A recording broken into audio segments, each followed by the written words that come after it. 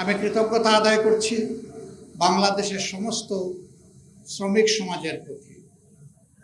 দীর্ঘদিন ফ্যাসিজমের জাতাকলে পিষ্ট বাংলাদেশ একটি বৈপ্লবিক আন্দোলনের মধ্য দিয়ে, একটি বৈপ্লবিক গণ অভ্যুত্থানের মধ্য দিয়ে 24 সালের 5ই আগস্ট ফ্যাসিবাদের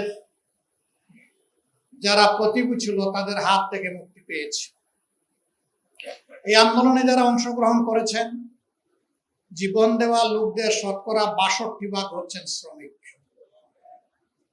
আর আমরা বাকি সবাই মিলে 38 এটি পৃথিবীর ইতিহাস, এটি ইসলামেরও ইতিহাস। মক্কার জীবনে ওই বঞ্চিত শ্রমিকরাই প্রথমে 200-র বেশি সার্ভিস ও ফিচারে লেনদেনের সব বিকাশ অ্যাপে সম্ভব।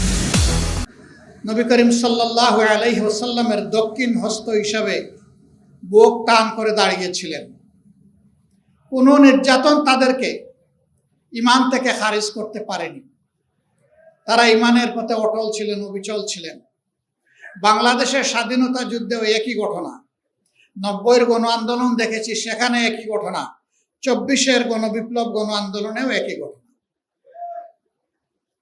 এই শ্রমিক সমাজের প্রত্যাশা, দাবি, চাহিদা রাষ্ট্রের কাছে খুবই মামুলি, কিন্তু দুঃখের বিষয় এই সামান্যটুকু চাহিদাও তাদের এখন পর্যন্ত কোনো রাষ্ট্র ব্যবস্থা, কোনো সরকারই পরিপূরণ করতে পারেনি। তার কারণ যারা রাষ্ট্র ব্যবস্থাপনায় যান তারা ওই শ্রমিকদের অঙ্গন থেকে উঠে আসেননি। তারা সোনার চামচ রূপার কাঠে হাতে নিয়ে জন্ম নিয়েছেন। তারা শ্রমিকদের দুঃখ বুঝবে কিভাবে? তাদের বেশিরভাগ ব্যবসায়ী মালিক। ব্যবসায়ী মালিক হওয়া কোনো অপরাধ নয়। ব্যবসায়ী প্রতিষ্ঠান খোলা হবে, মিল, ফ্যাক্টরি, ইন্ডাস্ট্রি চালু হবে, জনগণ সেখানে কর্মসংস্থান খুঁজে পাবে। কিন্তু তারা ওই জনগণকে বেশিরভাগ ক্ষেত্রেই মানবিক মর্যাদাটুকু দিতে ব্যর্থ।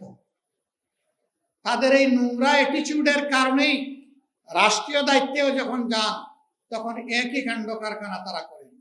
শ্রমিকদের প্রতি তারা সম্মান দেখাতে ব্যর্থ হন। আমরা শ্রেণী শত্রু খতম করার ওই স্লোগানে আমরা বিশ্বাসী করি। লাল পতাকাওয়ালারা তারা বলতো শ্রেণী সংগ্রামের মধ্য দিয়ে শ্রেণী শত্রু খতম করতে হবে। এই শ্রেণী শত্রু কারা? যারা মালিক এবং উদ্যোক্তা তারা। তো মালিক আর উদ্যোক্তা যদি না থাকে তো শ্রমিক কাজ করবে কোথায়? তার কর্মসংস্থান হবে কোথায়? আমরা এখানে সমন্বয় করতে চাই। শ্রমিক মালিক ভাই ভাই, একে অন্যকে সম্মান করবে, ভালোবাসবে। শ্রমিক তার কর্মসংস্থানের জন্য মালিকের প্রতি কৃতজ্ঞ থাকবে, আন্তরিকভাবে কাজ করবে। আবার মালিক একথা মনে করবে যে তার পুঁজি আর তার যন্ত্রপাতি অচল যদি এই শ্রমিক না থাকে। অতএব শ্রমিক বাঁচলে মালিক বাঁচবে, শিল্প বাঁচবে। শ্রমিক যদি না বাঁচে শিল্পেরও মৃত্যু হবে। এই দুইটাই বাঁচুক, শুধু বাঁচুক না, এই দুইটাই বিকশিত হোক, সেটাই শ্রমিক কল্যাণের মূল প্রতিপাদ্য। এই সমন্বয়ের দৃষ্টিভঙ্গি নিয়েই শ্রমিক কল্যাণ কাজ করে। হাঁটি হাঁটি পা পা করে শ্রমিক কল্যাণ আজকে এখানে এসে দাঁড়িয়েছে।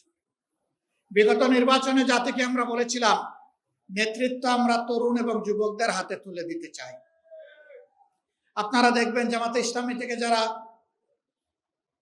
বিভিন্ন জায়গায় আমাদের ক্যান্ডিডেট হয়েছিলেন তাদের শতকরা 70% বয়স হচ্ছে 42 বছরের নিচে। আমরা তার প্রমাণ রেখেছি। আর আজকেও এই সম্মেলনের মধ্য দিয়ে একজন যুবকের হাতে আমরা মূল চাবিটা তুলে দিলাম।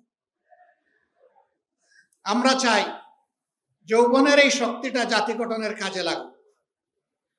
আমাদের এই বয়সে যতটুকু পেরেছি আমরা দিয়েছি। এখন পতাকা আমরা যুবকদের হাতে তুলে দিতে চাই। তারা এই পতাকা নিয়ে সামনে এগিয়ে যাবে ইনশাআল্লাহ। আজকের এই দিনে সরকারের কাছে আমার স্পষ্ট দাবি, শ্রমিকরাও এই সমাজের নাগরিক। ভোট শ্রমিকরাও আমাদেরকে দেয়, আপনাদেরকেও দিয়েছে। সুতরাং শ্রমিকদের সব বিষয় মালিকদের ঘাড়ের উপর ঠেলে দিবেন না, রাষ্ট্রকেও দায়িত্ব নিতে হবে। মালিকরা ইনসাফের ভিত্তিতে তাদের যা করণীয় তা করবে, বাকিটা রাষ্ট্রকে শেয়ার করতে হবে।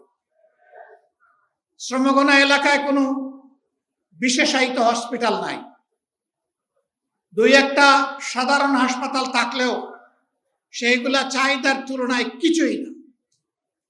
আমরা দাবি করব শ্রমগণা এলাকাগুলোতে অবশ্যই মানসম্মত সাধারণ হাসপাতাল যেমন থাকবে, তেমন বিশেষায়িত হাসপাতালও সরকারকে গড়ে তুলতে হবে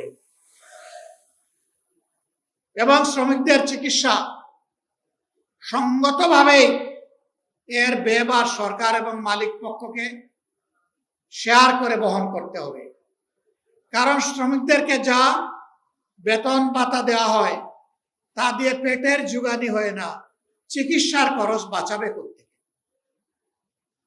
পাশাপাশি শ্রমিকদের সন্তানদেরকে মানুষ করা, শিক্ষিত নাগরিক হিসেবে গড়ে তোলার দায়িত্ব পরিপূর্ণভাবে শুধু সরকারকেই নিতে হবে।